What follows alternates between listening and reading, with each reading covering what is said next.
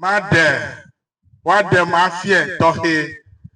tafrachi kafa togwio manyi banami.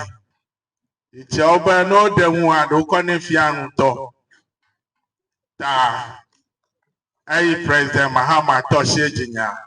Alaba Wadam Avafia Baleka Vadadagle Dungona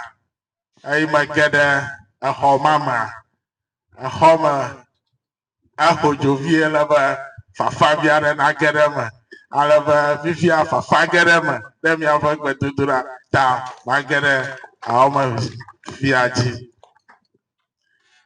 Aji Yenyaba I President Mahama I don't Ghana to be never ya de Minister Oji Akotoa the ministry sawa Nanyaba watch your minister Ome blood le Dukor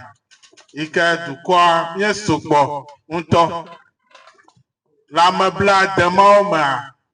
Yahama Koguma le President Mahama Pajidu Duyama Anya Nyafak Betudura Eta